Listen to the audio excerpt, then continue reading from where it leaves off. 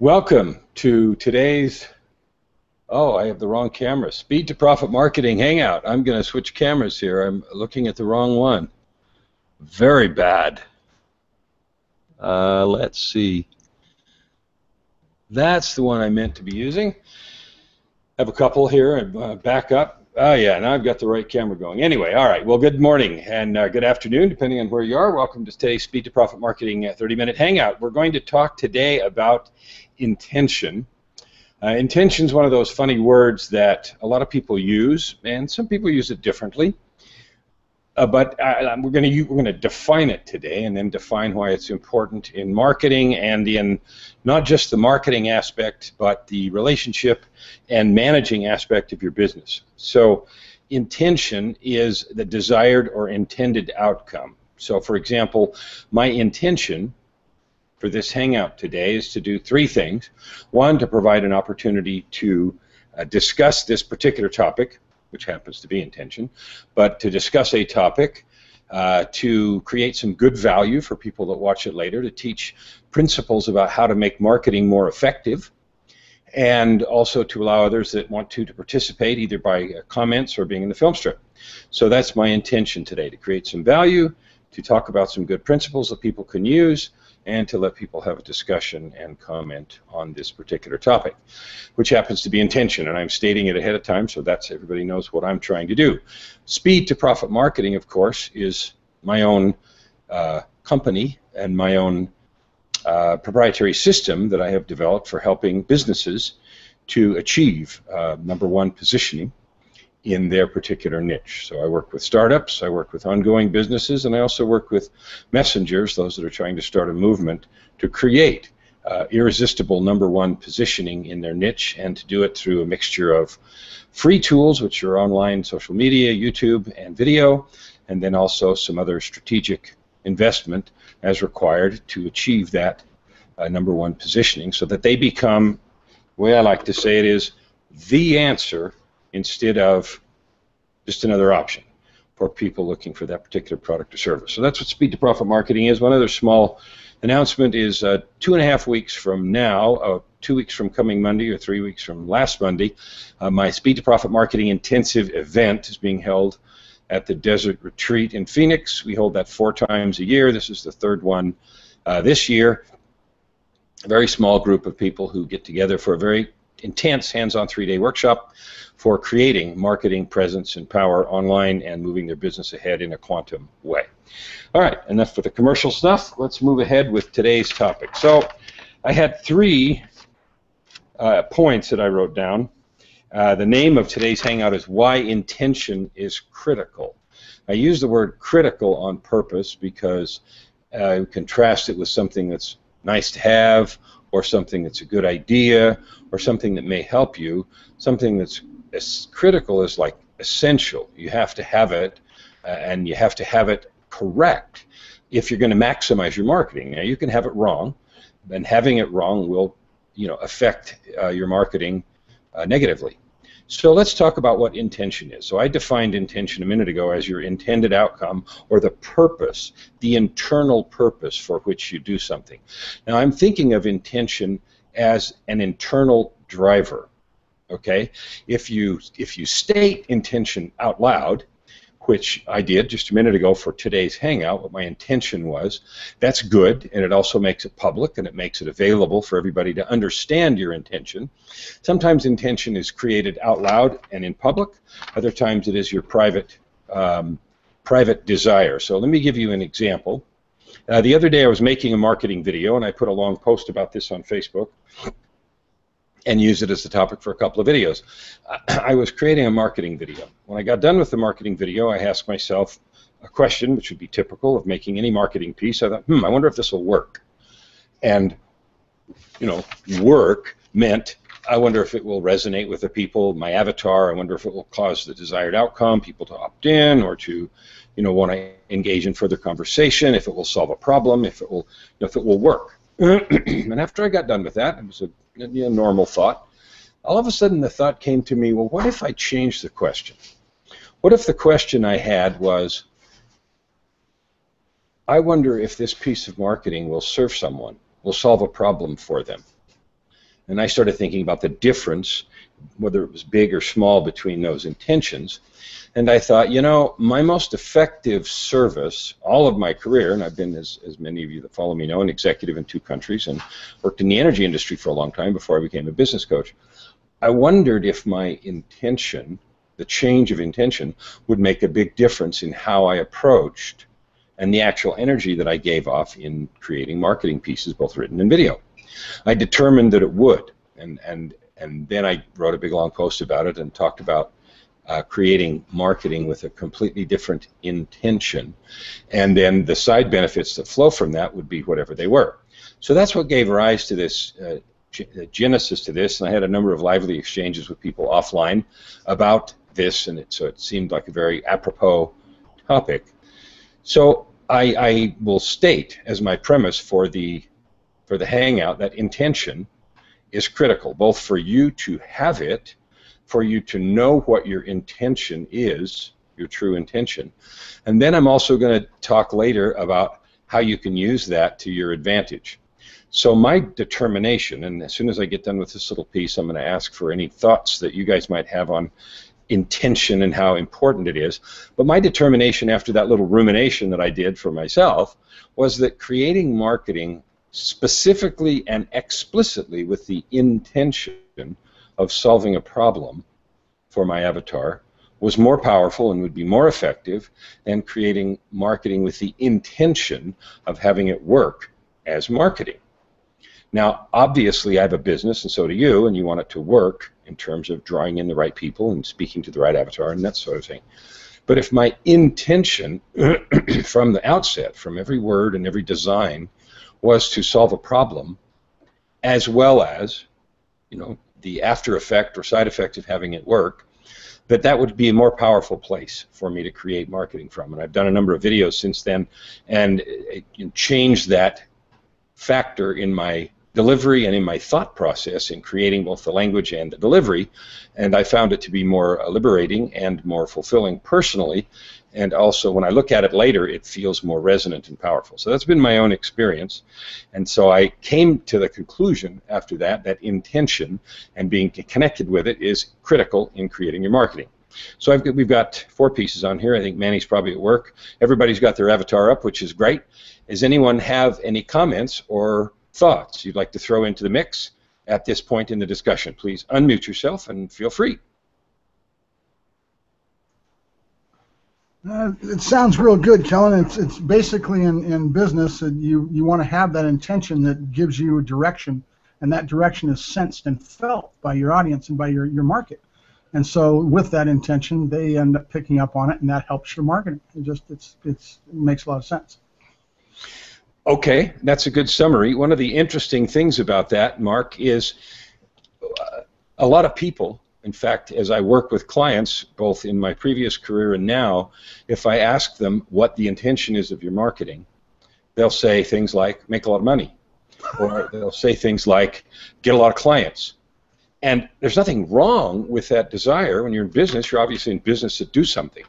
But the doing something more and more is changing, and this is why I think this is a fun topic for discussion today, because marketing is changing.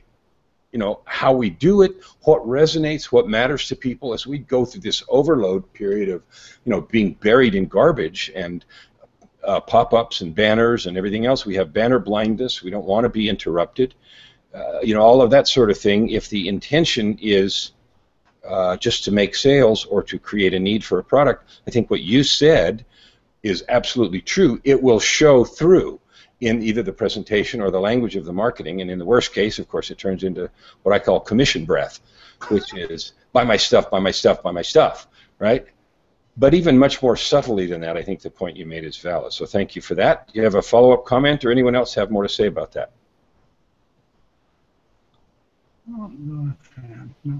Okay, let's move on to part 2. Part 2 is determining your own intention. So determining your own intention, I thought, is a really interesting exercise and test. When you create a piece of marketing, and this is either a piece to create awareness in the mind of your avatar of the products or services that you have, so that's one purpose of marketing is to create awareness in the mind of your ideal client of products and services that you have. Another one is to explain the elegance with which the product or service you have solves a particular problem. So I call those benefit maps. Marketing in my mind is a tripod. It's getting the right message in front of the right people at the right time. The right time has become increasingly critical as we tune out the cacophony of noise that bombards us all the time. So when you ask yourself, why am I creating this piece of marketing? Why am I doing it? What is my intention with this? Being able to determine, well, I'm just doing this because the last piece didn't work as well as I wanted, and I'm hoping this resonates better and gets more opt-ins. Okay. So then if you read your marketing, does it feel like a piece just designed to create opt-ins? Besides the the experience that I described a few minutes ago that made me think this, I was also reflecting on a piece of marketing that Frank Kern did just a little bit ago with his funnel for mass conversion. Frank Kern's very effective and has been for many years in his marketing online. In fact, some consider him to be the best or the best of the best. But one of the observations that he made after doing a lot of research about old marketing that was very effective, a lot of written pieces, was that the marketing itself was so valuable that it was worth money, the actual marketing pieces. And he related that to solving problems. And so I felt that, good company, having had that observation there as well. But it also made me think of how true what Mark just said was, which is the intention with which you create the marketing will resonate and will shine right through. So if my marketing is designed just to get you to opt in, 2 years ago, 5 years ago, that may have worked. Today, you end up with people holding their noses and running because it feels like that. So the first assignment from this is to look at your own marketing pieces. And again, it's marketing whether you're creating awareness of the product or service. It's marketing whether or not you're outlining, like you might in a sales letter, the benefits and creating what I call a benefit map with the aspects of your avatar's problem. Read it, and read it from the eyes of the customer. Do you feel served as the customer just by having read that marketing? And that's a hard question because that means, wow, I have to do something in my marketing to serve my client in addition to inviting him to learn more, to know more, to do more, to be more. So in my business, as a business coach and a breakthrough coach, I have to provide. I'm going to change the word have to. I get the opportunity to demonstrate the value of the product or service that I have by providing some value to the client in addition to inviting him to participate deeper by opting in or by doing something else, ultimately with a purchase or engaging in a conversation or so forth. So let me open the mics again and ask if anybody has comments about that hard question, which is what is your intention? And actually the rigor of going through that exercise every time you write a piece of marketing, which I admit right up front is an extra thought process and a bit of work, but I think in my experience well worth the effort. Comments?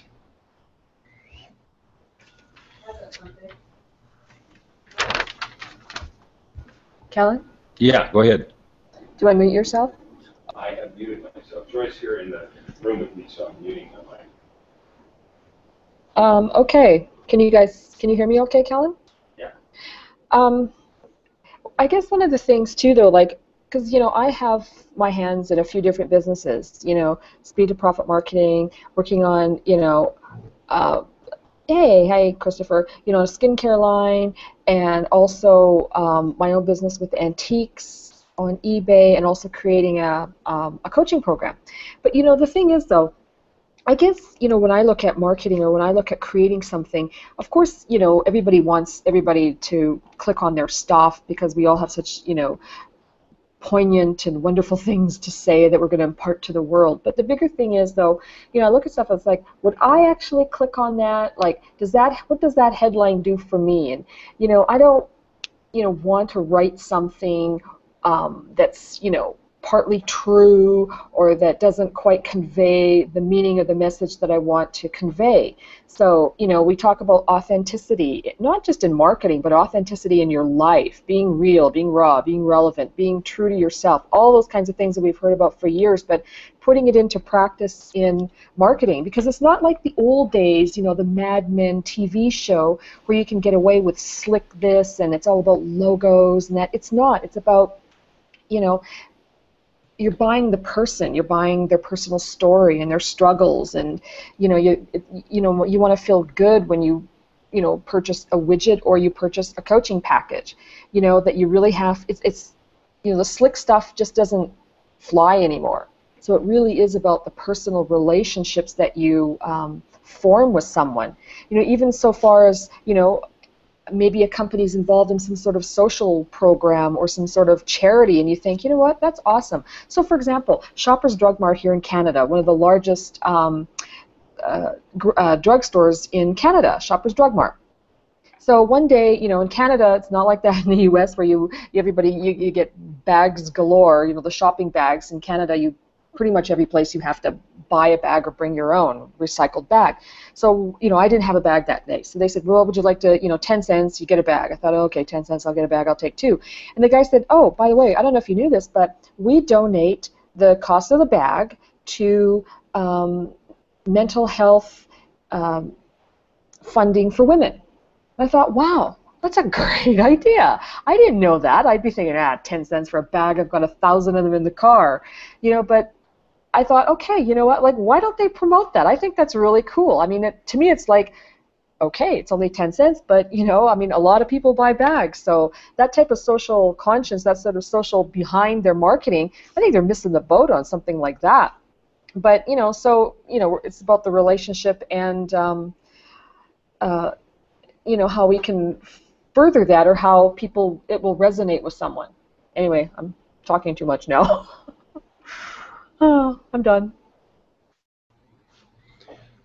Mark, I noticed you nodding furiously during that exchange. Do you want to add something to that? Well, it was exactly what I was already thinking, and Joy did a good job of accenting that, was that how our world is changing in marketing, and how what you're talking about with intention dovetails into relationship marketing.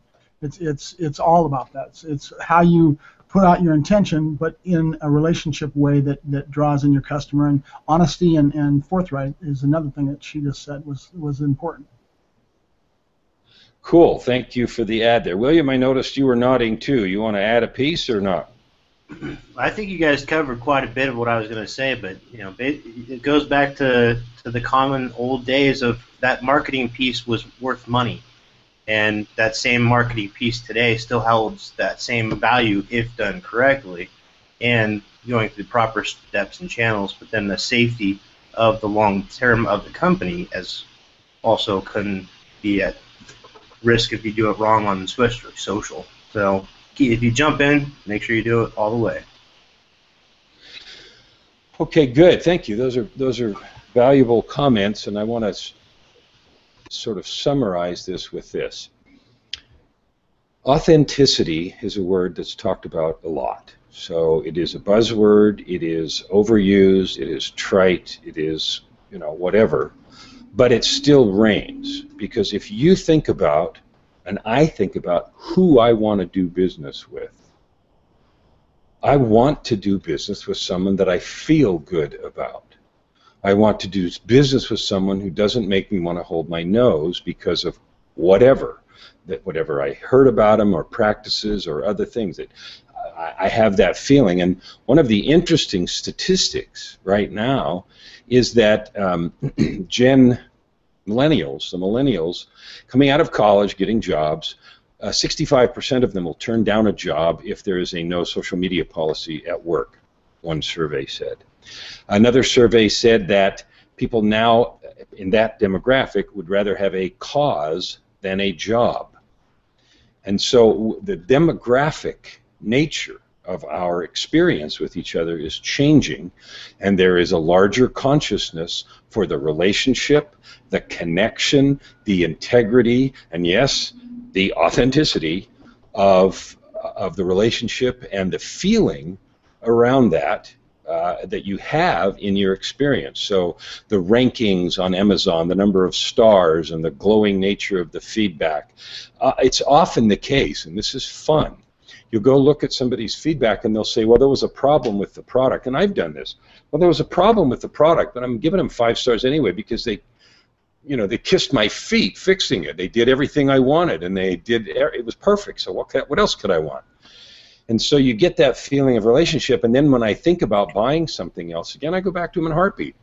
Why? Because I love the experience. I want that experience again. I buy a lot of stuff from my recording studio. I go back over and over again to the same places. Why? Because the experience is good, and they know me. Oh yeah, Kellen, blah blah blah blah blah, and so whatever. Christopher, I see you've unmuted. You got a comment? Actually, I remuted, but we had that conversation earlier today in our private coaching session about customer service being a USP for some people, and even if the whole transaction was a disaster, if you made things right, that can be your selling point. Absolutely. And so, again, one of the keys about all this stuff is to figure out, and everybody knows this, okay, what's your unique selling proposition, narrowly and precisely and exactly define that, and we've talked about that in another Hangout, so I wasn't going to talk about that a lot today, but it's critical to figure out what your USP is, and as Christopher just noted, your USP might be unbelievable, unmatchable customer service. Another piece of your USP, and even though we're not going to go into this deeply, it is always tied to your personal story. What is there about you that drove you to provide either product or service in your particular way? And uncovering that and relating it to your business and your personal journey and story is your most powerful key in your marketing. And the reason that it is because it's the one thing nobody can duplicate. Nobody can be you. Someone can find out where you source your product. Someone can find out what your price advantage is. Maybe you got that free pallet of something, and so you have a bunch of product that you can sell way below everybody else, but it's going to run out. The one thing that you have an inexhaustible supply of is you, your own story, your own integrity, and your own take on things. And figuring out how to turn that into something, and then bringing it back to today's focus with the intention not just of making money, but of solving problems and providing value. And oh yeah, by the way, you get paid, and paid well for that. I'm not opposed to making money. Having been a C-level exec in 2 countries, I had the opportunity to get paid well. Great. So making money is a good thing. But it is good to the extent that it is in integrity, it is not hucksterism, it is provided with the backup and in the context of the integrity of your product or service. So that's why ultimately it's critical to do.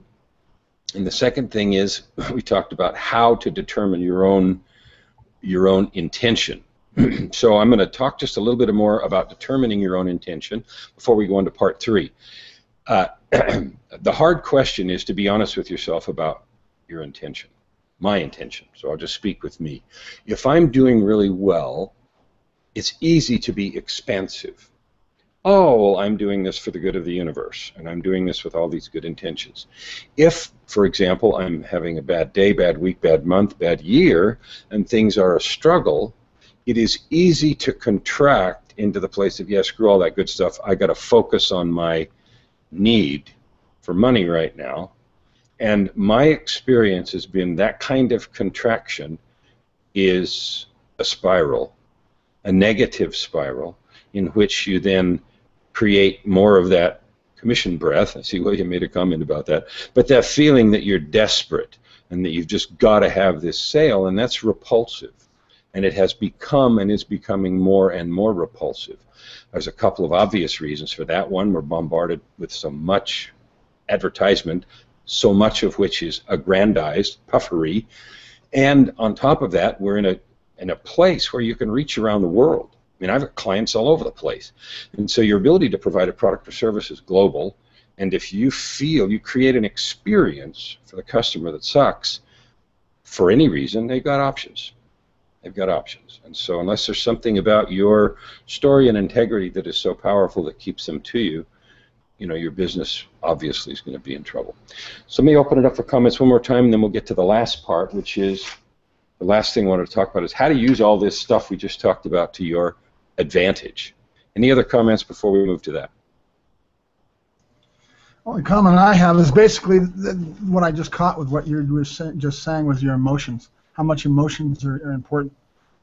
Integrity and what you're putting forwards is all about emotions. So when you get in that little lock bubble and you change that emotion because you're worried about getting money, you change your marketing and you funnel it down, like you said, that affects your sales. That affects your whole presentation. I couldn't agree more. I couldn't agree more. And you know, study after study shows that we buy from emotion, and then we use logic to justify our purchase. So we buy stuff because we want it, and there's something about the product or experience that gives us status, it gives us pleasure, it gives us feeling good, something. We buy from emotion, and then we justify the purchase, right? It's very true, and you see it a lot with. I'm into music, so you see record sales and things like that. If they catch that emotional vibe, their sales will go way up. But if somebody asks me for, let's say, a Kickstarter program, for an example, and I catch that emotional side point right there, I'll go over and I'll click on it and I'll go buy it. But if I give myself a day or so to think, I may not purchase. So the same reason a car salesman tries to keep you on the car lot, because they don't want to let you go. They want to catch that emotion and get you to buy right then. So it's interesting. That's absolutely true. So let's get to the last point, and thank you for those comments, Mark. Let's get to the last point, which is how to use all this to your advantage. So every single person on this Hangout is in business, one way or another. I'm in the business of coaching. I coach businesses, and I coach private individuals with breakthrough work, you know, making big changes in their life. I'm a high-energy, high-performance coach. I call myself the execution mentor. Mark's in the music business. Christopher's got a couple going. Joy's got 2 or 3 going. William has done a lot of SEO and work, and he's a doctor. And there's going to be a bunch of people who watch this after the fact. And Manny's also a programmer and does a bunch of other things as well. And he actually put a note in the thing that he's in a meeting, so I'm not even sure if he's behind the mask right now, but that's okay. Good to have you here anyway, Manny. So how to use this to your advantage? So the first way to use this to your advantage is admit that it's true. Admit that identifying and being truthful with yourself and with your market about your intention is key. Because if you deny that, you deny that integrity of emotion that Mark identified and that we talked about for a minute. And that is key to authenticity. Authenticity is a cute buzzword, but we all have BS meters that are honed, and they're even being sharper and sharper and sharper by the minute because of the volume of the marketing that's around us, right? And so as your BS meter and my BS meter gets honed, sharper and sharper. I apologize here, my screen went weird on me there. As your BS meter and mine gets sharper and sharper, that need, the craving that we have for integrity and trust just goes up and up and up. Business moves at the speed of trust. That's a Covey-ism from Stephen Covey, and I think others have said it as well. So the speed of trust is established. It's both easier and harder. It's easier to establish trust because we have the ability to do this. We can look at each other face to face and catch all the micro expressions and nuances and everything else. Video is the biggest and most effective form of advertising.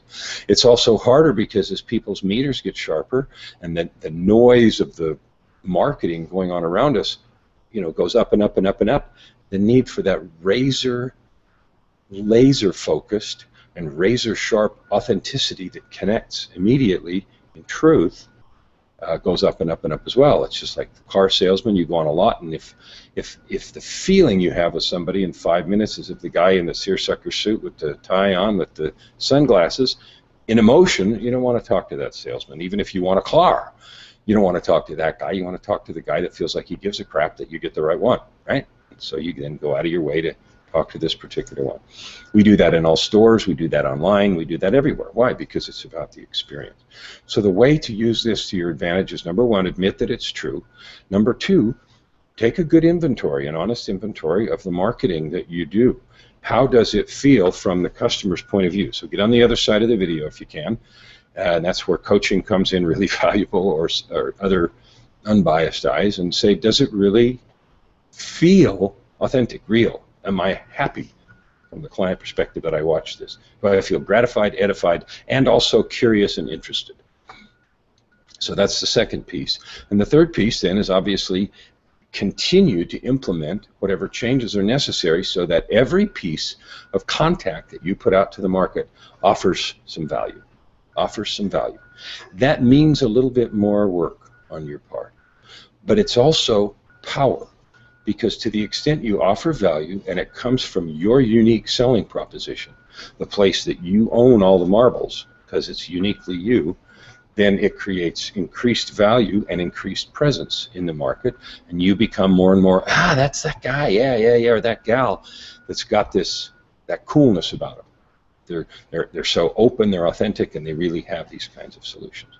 So admit that it's true, examine your stuff ruthlessly to see how it fares, and don't be mean to yourself. We all come from a place of commission breath sometimes, but make whatever adjustments you need to so that your marketplace sees you as truthful, authentic, dependable, and I use the three keys: authenticity, certainty, and consistency. You're authentic in your presentation, you're certain, you have that air of power of certainty about your solution and the elegance of the benefit map on the different aspects of the problem, and then you're consistent. You show up the same way, people can depend on you. That's the stuff that I had to present. We're out of our half an hour roughly, but I want to make sure I open it up for comments from anyone here at the end. Comments, questions, rocks, tomatoes. You're welcome to show up now and hurl them.